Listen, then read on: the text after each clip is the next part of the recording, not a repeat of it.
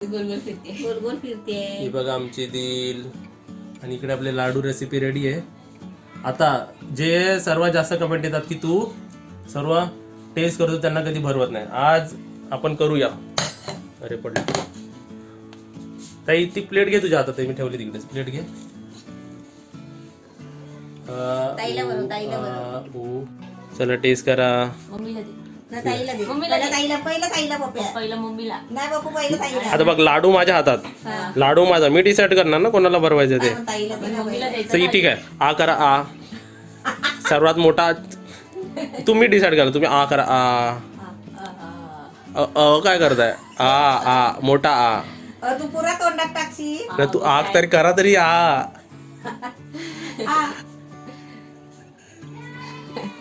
ताईला ताईला ताईला ताईला. माझ्या हात चावलीस तर तुला दाखवतो.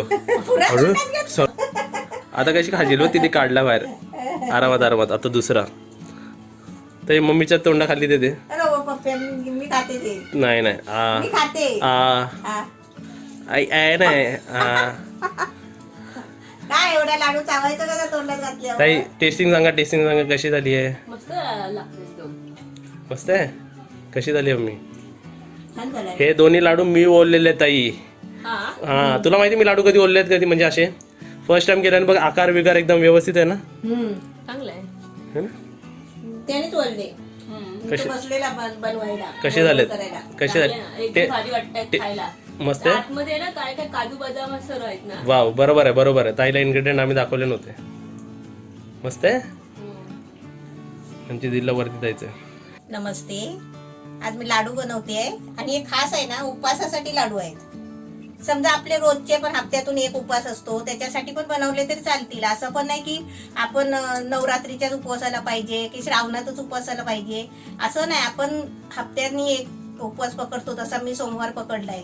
त्याच्यासाठी पण तुम्ही बनवू शकता. आणि ते लाडू काही तुम्हाला 2-3 महिने तर खराब नाही होणार, असे लाडू आपल्याला बनवायचे आहेत. आता इथे बघा, हे साबू तांदूळ घेतले मी अर्धा किलो, वरीचे तांदूळ घेतले पाव किलो, शेंगदाणे पाव किलो, आणि हे खोबरं घेतलंय सुकं खोबरं, ही 1 वाटी. ही आपल्याला घ्यायची नाही, दाखवण्यासाठी घेतले 1 वाटी सुकं खोबरं. त्याशिवाय आपल्याला आपल्या मर्जीने आपण ड्रायफ्रूट घ्यायचं. आता मी इथे अर्धा कप काजू आणि बदाम घेतलेले आहेत. आणि आपल्याला लागेल तसं घी घ्यायचं आहे, ते तुम्हाला मी दाखवते घी किती लागेल ते. आणि आपल्याला ही साखर आहे ना, ही आपली जाड साखर आहे. आता समजा अचानक आपल्याला पिठी साखर नाही मिळत ना, तर आपण काय करायचं, घरातली साखर वाटायची, त्याची पिठी साखर बनवायची. आणि आपल्याला वेलची पावडर घ्यायची आहे. आता बघा, इथे मी 2 कढई ठेवले आहे. का माहितीये का, म्हणजे उशीर नाही होणार. आपण 2 हाताने 2 कढईवर करू शकतो. भाजायचं आहे आपल्याला सगळं. आता मी काय करते, पहिले एका कढईमध्ये हे साबुदाणा भाजून घेते. हे बघा, इथे भाजायला ठेवले. आणि इथे आपल्याला शेंगदाणे भाजून घ्यायचे. आपण मीडियम गॅसवर भाजून घ्यायचं. एक आपण कुठला तरी गॅस जरा मीडियम ठेवायचा. तुम्ही एक केला तरी पण चालेल, असं काय माझ्यासारखी घाई नका करू. इथे मम्मीचा एक हात आहे आणि ऍक्च्युली कॅमेरा स्टॉप करून मी पण करतो असं. असं म्हणून मी 2 कढई घेतली आहेत करायला. असं करायला जाऊ नका ना, एक करपून टाकाल. आणि साबुदाण्याचं कसं, ते थोडे पण करपले नाही पाहिजे, सतत ढवळत राहायचं आहे. आणि ते आपल्याला फुटेपर्यंत आपल्याला 2-3 मिनिटं 3 मिनिटं तर लागतातच. फुल गॅसवर भाजायचे.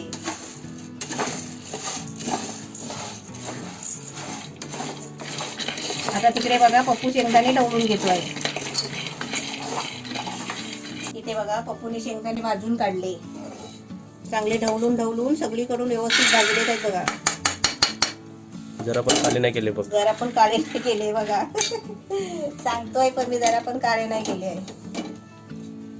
आता आपल्याला त्याच्यामध्ये आहे ना, बारीक गॅस करून, आता एकदम बारीक गॅस करायचा आणि त्याच्यामध्ये खोबरा थोडा भाजून घ्यायचा. आता इथे खोबरा पण भाजायचा पप्पूच काम करेल, कारण माझा इथे साबुदाणे भाजायचं काम चाललेलं आहे.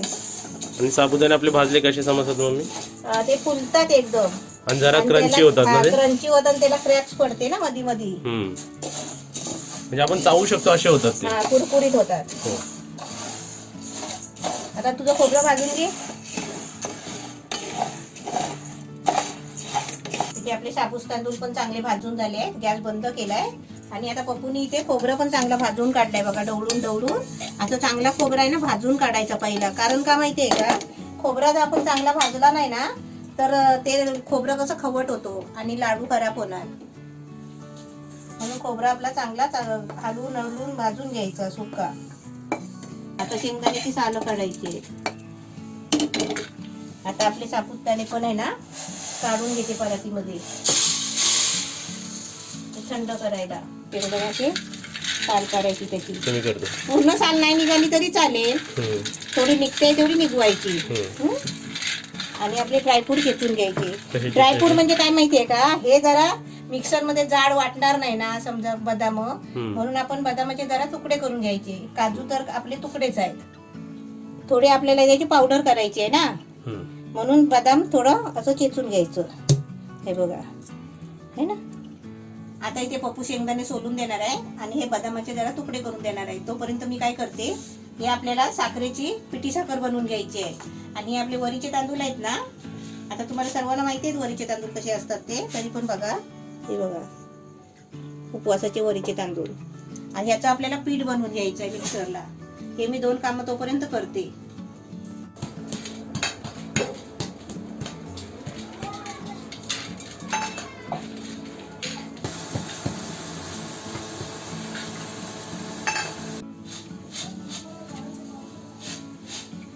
आता तू शेंगदाणे सोलेपर्यंत आणि बदाम बारीक तुकडे करेपर्यंत, चेचून तुकडे केले ना, हा हे करेपर्यंत मी काय काय केलं बघ. इथे पिठी साखर बनवून घेतली, वरीचं पीठ करून घेतलं वरीच्या तांदळाचं, इथे साबू तांदूळ आपले दळून घेतले, बारीक पावडर करून घेतली.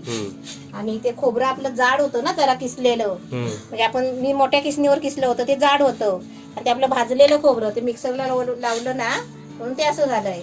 पण आपल्याला समजा तुम्ही बारीक किसणीवर किसून खोबरं घेतलं ना, फक्त ते भाजल्यावर हाताने चुरायचं, मिक्सरला खोबरं लावायची गरज नाही. आता हे ड्रायफ्रूट आपल्याला बारीक करून घ्यायचं आहे आणि शेंगदाणे बारीक करायचे आहेत.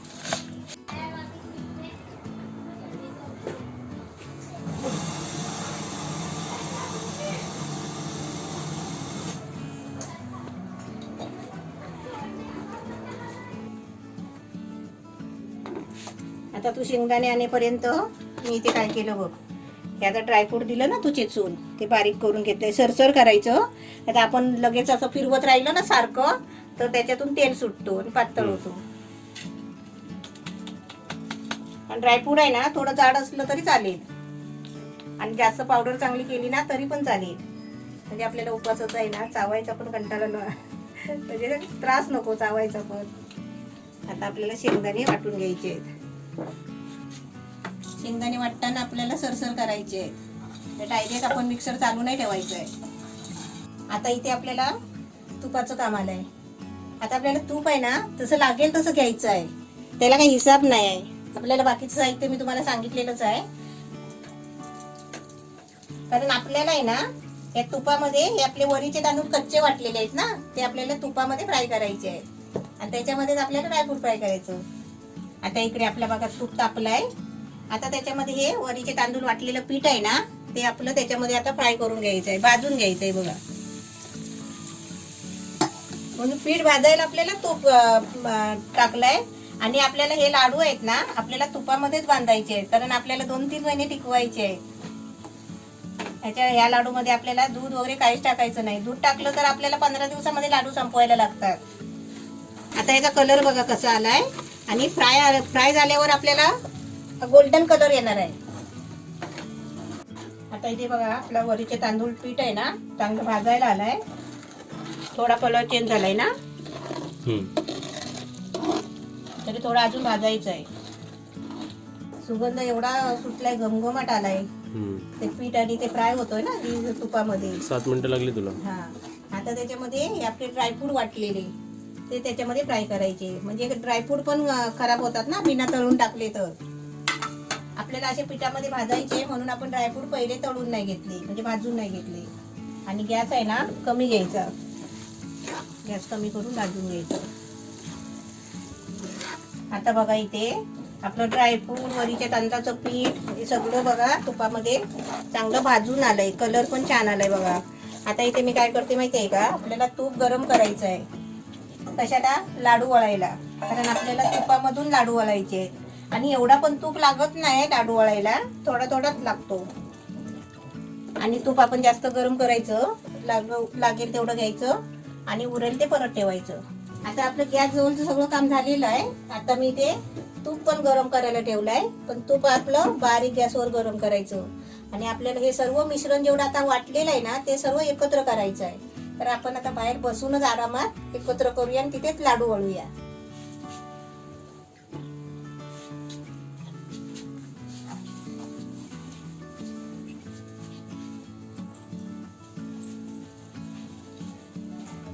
दिल काय करते? दिल, तू तिकडे कुठे? खुर्ची खाली ये बाबू, बाहेर ये.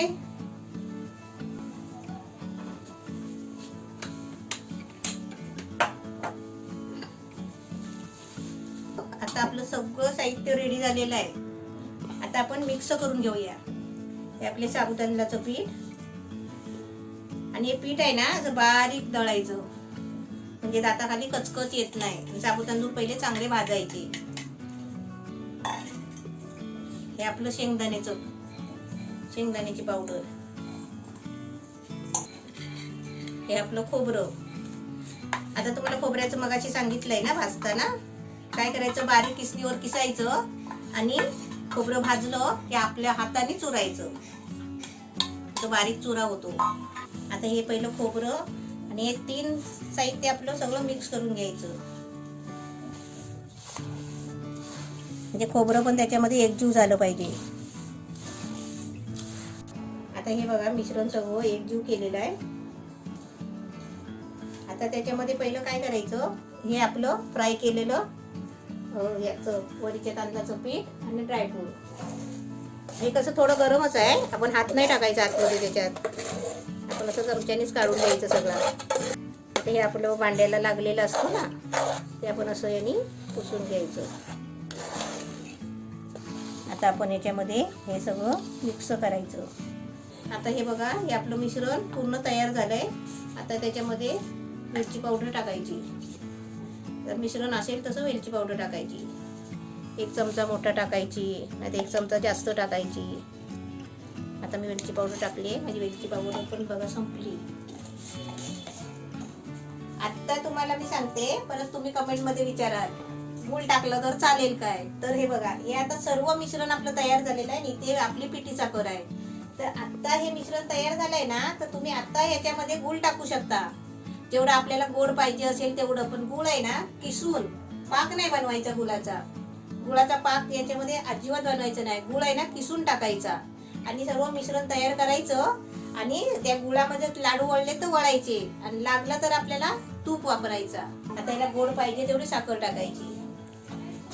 आता पहिल्या तुपाने आहे ना एवढं ओलं झालंय, तर आपल्याला जास्त आता तूप वापरायची गरज नाही लागणार आहे बघा.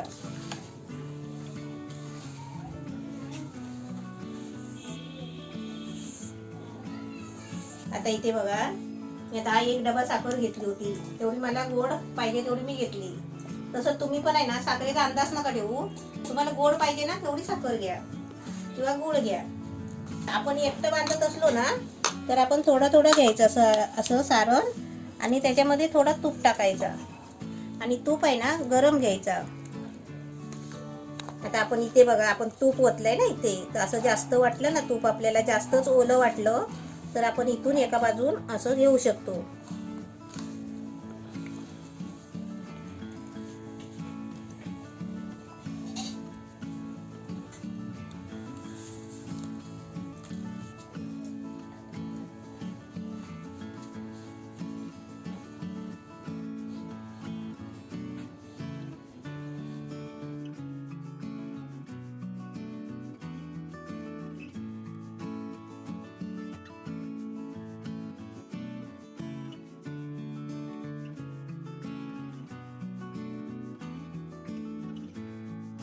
आपले उपवासासाठी लाडू एकदम तयार झालेले आहे. आणि तुम्हाला तर दाखवते, हे एवढे पप्पूनी बनवलेत हे, आणि एक त्याच्यातला खाऊन पण झालाय. आणि हे सर्व बाकीचे मी बनवले. आणि हे मी फर्स्ट टाइम घेतलंय. तुम्हाला मी सांगतो, टेस्टिंग करताना माझा एक्सपिरियन्स सांगतो मी. आणि एवढेच का बनवले, कारण मला कॅमेरा सुद्धा हँडल करायला लागतो, मध्ये मध्ये उठावा लागतंय. पप्पूंनी जास्त पण बनवले असते. ह्याच्याशी जास्त, आणि फर्स्ट टाइम बनवलेत मी, आणि व्यवस्थित पण झालेत. गोल पण झालेत. असं डिफरन्स नाही सांगू शकत हा है ना. बरोबर साईज बरोबर आली. जरा टेस्ट करूया. खा तू खा. बघा आता दिलं की अशी खात नाही. मग परत कमेंट मध्ये मला सांग आजूबाजूला हात पण धुतलेला आहे. मी खा. काय. हा मग कमेंट मधून सांगायचं नाही की तू भरवत नाही. आता मी तुम्हाला टेस्ट करून दाखवतो. सर्वात आधी तर तुम्हाला इथे आमच्यामध्ये काय फरक वाटतोय का बघा. सेम सेम काय वाटतं असं सांग. तेच तू बरोबर बोलतो. सेम कलर घातलेत आम्ही. सर्वात आधी तर हा लाडू आता बनवलेला ना आता टेस्ट केलाय म्हणून एकदम मस्त वाटतं. फ्रेश लाडू खाण्याची एक वेगळीच मजा असते. जर तुम्ही टेस्ट विचारताय गोड प्रमाण मम्मीने व्यवस्थित घेतलाय. चावताना थोडं तर होत आहे म्हणजे त्याच्यात आपण ते टाकलेत ना वरीच्या तांदळाचं पीठ. वरीचे तांदळात ते पण आपण आणि साबुदाण्याचं आणि साबुदाण्याचे चव ओव्हरऑल एकदम छान येते. थोडेसे ड्रायफ्रूटची चव येते. मस्त झालेत लाडू. खाण्यासारखे तुम्ही सुद्धा नक्कीच बनवा आणि 2-3 महिने खात बसा. एवढे चांगले झाले किती झाले ते? खराब नाही होणार. 2-3 महिने कसे होणार. गॅरंटी देते. नाही असं म्हणजे 2-3 महिन्यासाठी पण तुम्ही करून ठेवू शकता. आता इथे आमच्याकडे माणसं कशी खाणारी आहेत ना. आमच्या इकडे 10 दिवसात संपणार ते. तुम्ही सुद्धा नक्कीच बनवा. तुमच्याकडे समजा 1-2 माणसं तुम्ही खात असाल आणि हळूहळू खायची असतील तुम्हाला तर 2-3 महिने टिकतील. फ्रीज मध्ये वगैरे ठेवायची गरज नाही. आणि माझा एक्सपिरियन्स सांगतो तुम्हाला लाडू वळताना.